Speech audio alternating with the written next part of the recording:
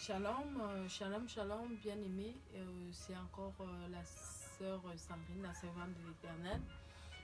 Je viens encore devant de vous exhorter une personne. Je viens exhorter une personne en ce moment. Et je vais mélanger un peu les gens, des païens et des croyants. Voilà, sur ma vidéo, ça va parler des croyants et des non-croyants. Alors, je viens parler à une femme. Pourquoi je parle toujours des femmes? La femme, c'est la mère de l'humanité. La femme, c'est elle qui donne la vie. La femme, c'est un peu comme le pilier de la famille. L'homme, c'est le chef de famille, mais c'est la femme aussi. Parce que quand on dit, il y a une grande... derrière un grand homme se cache une grande femme. Alors, je viens parler déjà aux non-croyants, aux païens.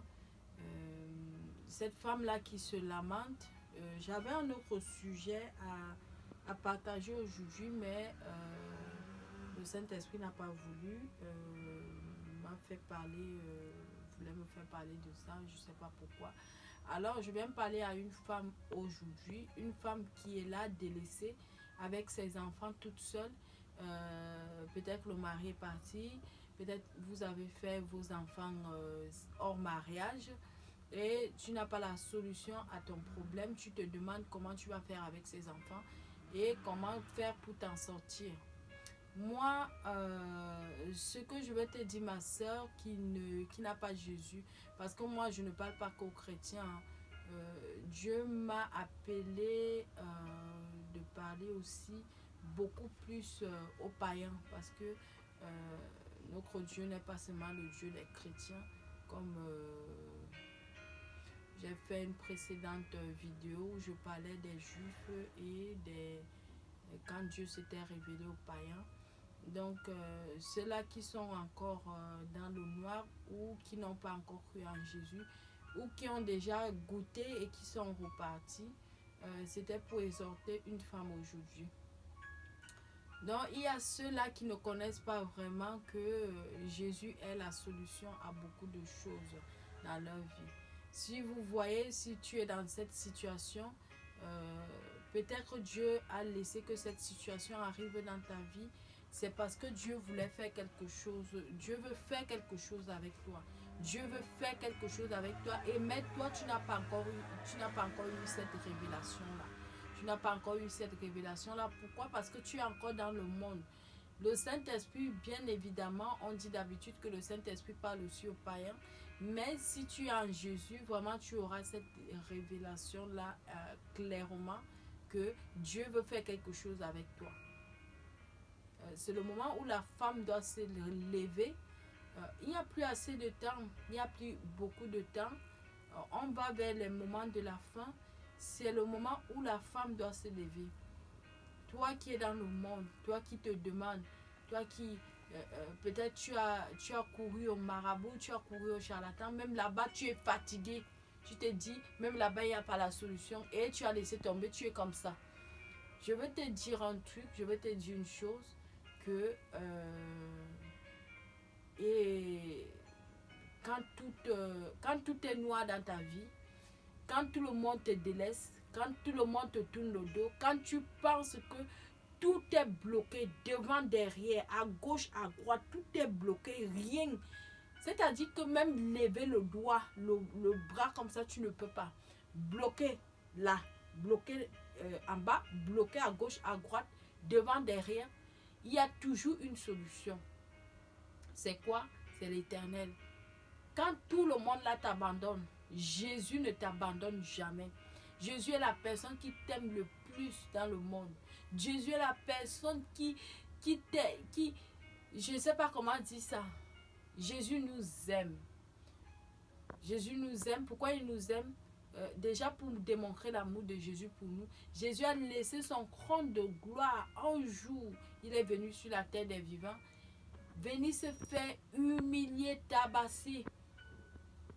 Venir se faire pauvre, venir se faire pauvre pour que toi tu sois riche. Venir se faire humilier pour que toi tu aies la tête levée. Venir se faire bafouer pour que toi tu sois respecté. Viens en Jésus, ma soeur. Viens en Jésus, tu auras la solution à tes problèmes, à tes réponses, tu n'as pas de réponses à tes questions. Il n'y a rien dans le monde. Cet homme-là est venu, il est parti. L'autre est venu, il est parti. L'autre est venu, il est parti. Tu n'es pas fatigué? Mais Jésus n'est pas fatigué de toi. Tout le monde peut se fatiguer de toi. Jésus ne peut pas se fatiguer de toi. Tout le monde peut t'abandonner. Jésus ne t'abandonnera jamais. Parce qu'on dit, comme on dit dans la vie, tant qu'il y a la vie, il y a espoir. Mais le vrai espoir, c'est en Jésus-Christ de Nazareth. Parce que c'est lui-là qui est mort à la croix de Golgotha pour nous. Viens en Jésus, ma soeur, mon frère.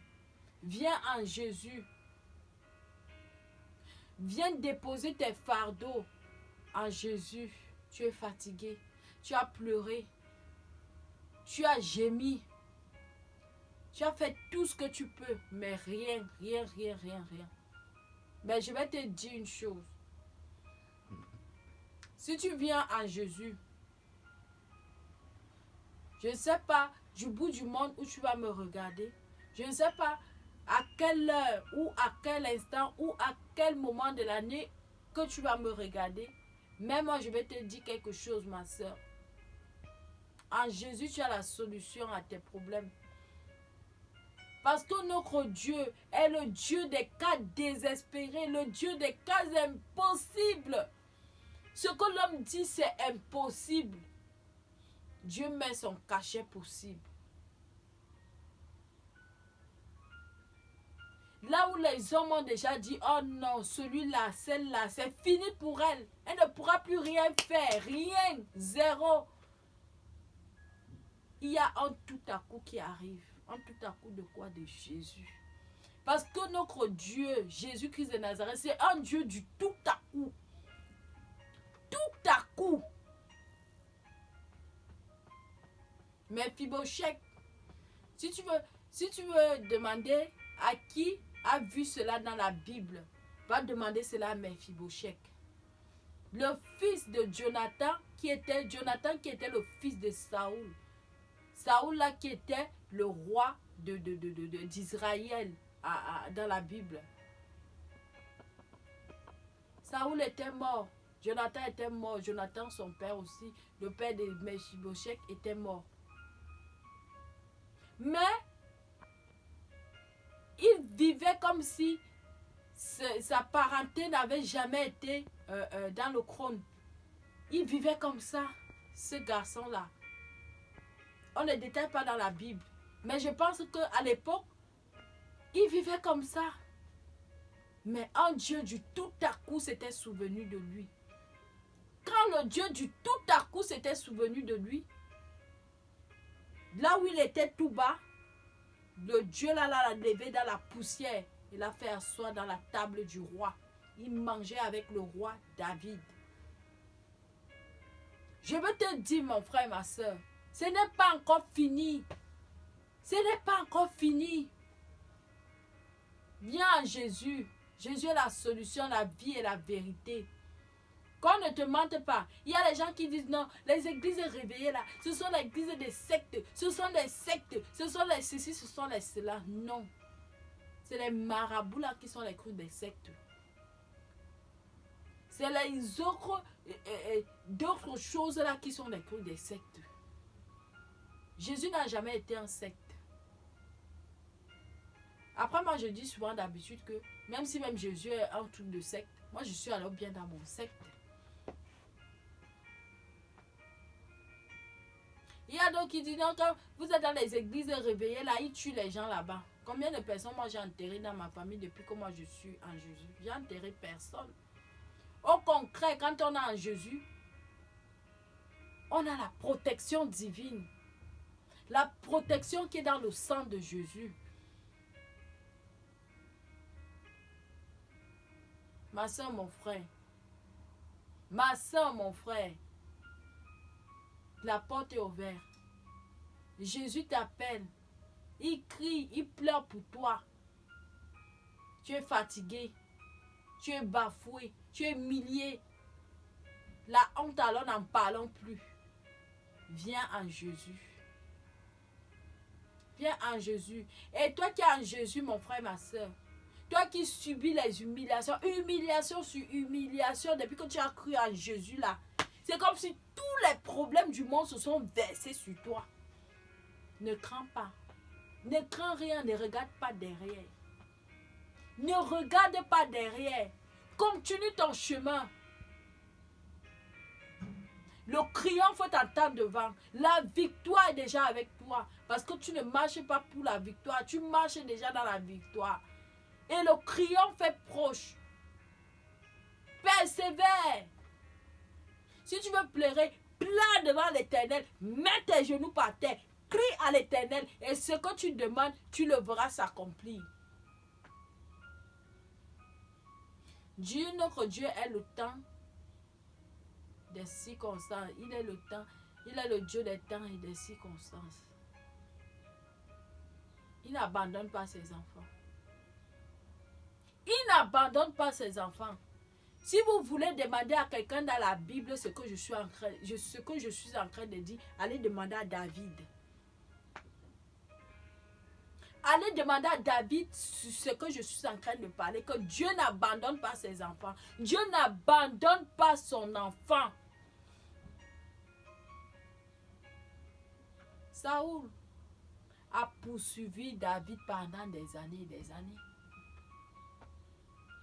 Étant donné que Dieu était avec David, mais Dieu a quand même permis cela.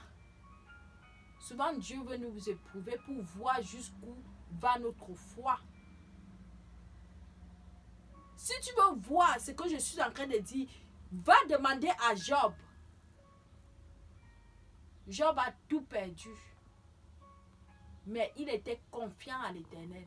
Il n'a pas lâché.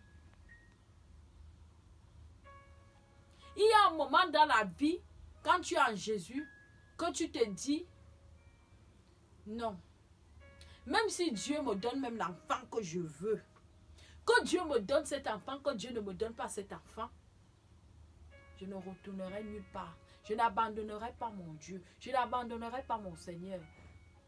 Que Dieu me donne même le mariage que je veux, que Dieu ne me donne pas. Je m'en fous même du mariage. Allez demander ce que je suis en train de dire là. Allez demander ça à Abel, Mécha, Abednego, dans le livre de Daniel.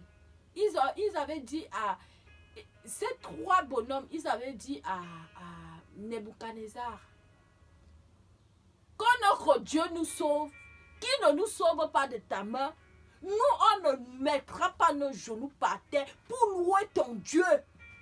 Pour louer ta statue là, nous, on ne mettra pas nos genoux par terre pour louer ta statue. Allez demander cela aux trois personnes. Méchac et Abednego. Allez leur demander ce que je suis en train de dire. Ils vont vous dire que ce que la sœur est en train de dire, c'est vrai. Quand tu veux vraiment toucher le cœur de l'Éternel, arrive à ce stade-là et ne parle pas ça de la bouche. Il faut que l'Éternel voit ça dans ton cœur. Quand tu veux toucher le cœur de Dieu, arrive à ce point-là de dire que Dieu me donne ce que je veux, qu'il ne me donne pas ce que je veux, je suis là. Quand tu vas arriver à l'extrême, c'est où les vrais hommes de Dieu ont vu le miracle de Dieu dans leur vie. C'est où les vrais hommes de Dieu ont vu la main de l'Éternel dans leur vie. Quand tu te couches, tu dis Seigneur, me voici. Quand tu me le donnes, quand tu ne me le donnes pas, je resterai attaché à toi. Tu vas pleurer, pleure devant l'Éternel. Ne pleure pas devant les gens. Ça ne sert à rien de raconter aux gens ton sort. Pleure à l'Éternel, crie à l'Éternel, tes genoux par terre. Où je suis là, je ne suis pas claire, je ne suis pas blanche. Mais si vous voyez encore mes genoux, un jour je vais montrer mes genoux-ci. Mes genoux sont plus noirs que le vêtement que j'ai là. Mes genoux par terre. Mes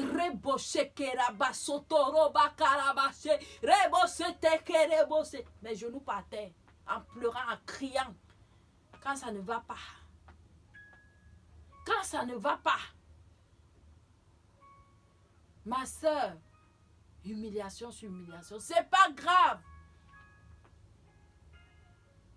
Dieu est en train de te briser. Si tu ne passes pas par ce brisement-là, tu ne peux pas toucher le triomphe. Tu ne peux pas arriver au triomphe. Il faut que tu passes par le brisement. C'est le brisement. On m'humilie partout où je pars. C'est pas possible, ma famille ne veut pas me voir. Personne ne va t'en parler de moi. Au travail, c'est grave. Même le travail, je n'ai pas. Même le mari, je n'ai pas. Même l'enfant, je n'ai pas. L'enfant que tu cherches depuis des années là. Que Dieu tourne, ça coûte à quoi? Ça ne coûte rien à Dieu de te donner l'enfant comme ça. Il faut passer par le brisement. Tu es en train de passer par le brisement. Il faut que tu passes par ce brisement-là. Et là, quand Dieu va te donner l'enfant, tu connaîtras la valeur de l'Éternel. Ma soeur, quand tu es dans ce brisement-là, tu ne restes pas seulement à pleurer, à prier l'Éternel. Fais les actes qui vont faire trembler le ciel. Que le Seigneur va dire, oui, là c'est ma fille. Quand tu es dans le brisement, mon frère, ma soeur, les choses que tu ne faisais pas, tu dois le faire. Tu dois le faire. Oui. Tu es cadre là-bas. On te connaît que tu es cadre. Dans le monde, tu es cadre.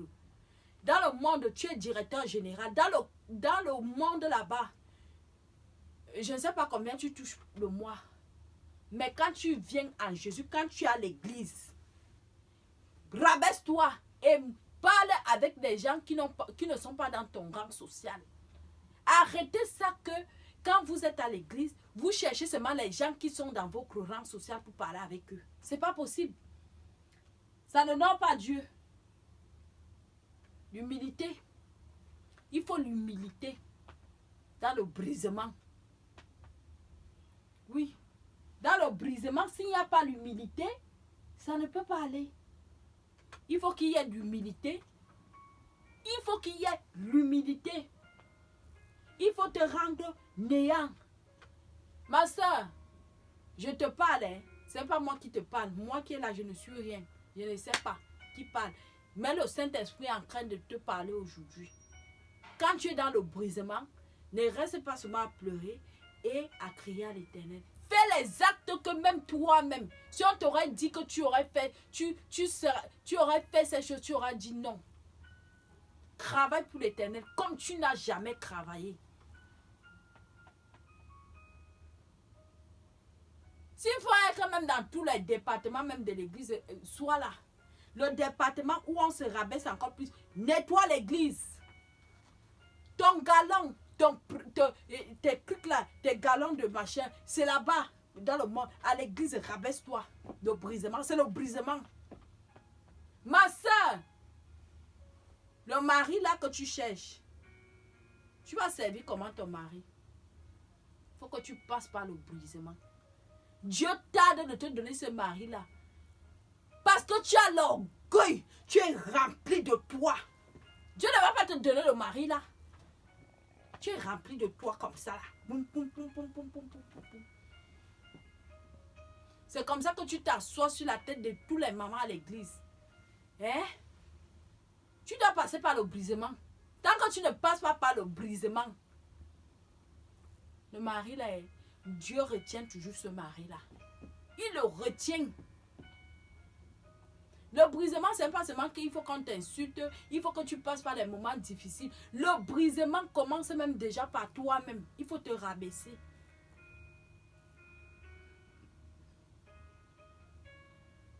Toi, tu es à l'église. Les galons que tu as dans le monde. Toi, tu viens à l'église, tu cherches seulement encore les gens qui sont dans le même rang social que toi. Mon frère, ma soeur, non. Dans les pauvres n'ont pas de place. Tu n'es pas encore brisé. Tu n'es pas encore brisé.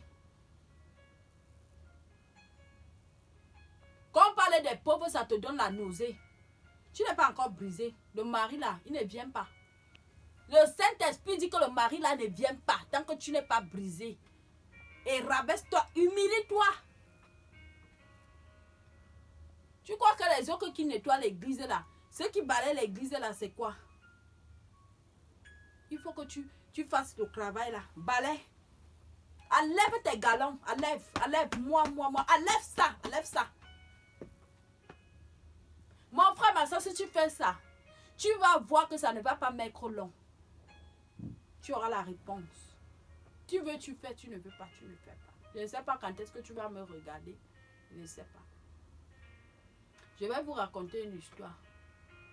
Il y a une femme, une fille, une soeur qui m'a raconté. Elle était comme ça à l'église, orgueilleuse, remplie d'elle comme ça. Elle veut seulement faire les postes de l'église qui sont comme ça. Mais la sœur là lui disait, rabaisse-toi, tu vas avoir la réponse.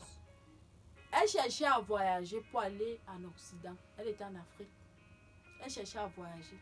Elle ratait les vols tout le temps, tous les jours. Combien d'années elle ratait. Mais le jour qu'elle a commencé à s'humilier devant l'Éternel, balayer l'église, nettoyer l'église, marcher l'église, passer l'église. Je ne vais pas dire à tout le monde de le faire. Je ne sais même pas à qui le Saint-Esprit est en train de parler. Je sais que le Saint-Esprit est en train de parler à une personne particulière, à des personnes qui savent de quoi je suis en train de parler. Le jour que la sœur a commencé à faire ça, elle n'a même pas fait ça même durant 2 ou 3 mois. Elle a voyagé. Elle avait voyagé. Souvent, nous-mêmes, on a la réponse à nos problèmes. Nous-mêmes, comme je suis en train de parler de la sœur qui est dans le monde. Tu as la solution à ton problème. Pourquoi tu fuis Jésus? Là, on t'a dit que les églises là, c'est les églises des sectes. Est-ce que toi-même, tu es parti pour aller voir si c'est l'église de secte? N'écoutez pas tout ce qu'on vous dit. Souvent, il y a les agents du diable qui sont là de partout. Comment nous, les enfants de Dieu, on est en train de faire tout pour que les enfants viennent à Jésus. C'est comme ça, eux aussi, ils font tout pour que les âmes ne viennent pas à Jésus, pour qu'ils partent en enfer.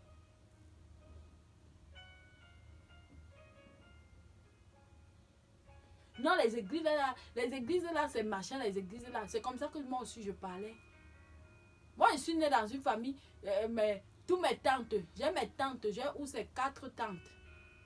Hein, pasteur. Mais ma mère même qui m'a accouché, jusqu'au jour où je vous parle là, elle n'est pas dedans. Pourtant, elle a les frères et sœurs qui sont en Jésus. Elle ne veut pas. Pour elle, les églises sont des églises de sectes. Moi, je me dis, Dieu ne l'a pas encore touché. Dieu, un jour, va aussi l'appeler comme il m'a appelé. J'étais tout petite, je priais déjà. Mais je ne peux pas dire de cela que oui, j'étais déjà chrétienne. On est chrétien quand on est déjà conscient que oui, là maintenant j'ai cru en Jésus. Ce n'est pas parce que mes grands-parents ou ma tante m'a amené à l'église. Non. C'est pourquoi déjà même j'avais rétrogradé, j'ai encore rétrogradé. Je suis venue, je suis encore repartie, je suis revenue, je suis encore repartie. Mais quand je suis revenue là, c'est ce que moi-même j'ai vu là-bas. Un jour, je vais donner mon témoignage. C'est pas aujourd'hui. C'était juste une parenthèse. Alors, je vais te dire, mon frère, ma soeur qui est en Jésus là, qui est en train de souffrir. Hein? Tu pleures. Tiens bon, ma soeur, mon frère. L'Éternel n'abandonne pas ses enfants. Alors, je vais demander qu'on va lire la parole de Dieu. Parce qu'il ne faut pas que je suis en train de parler depuis sans donner les références bibliques.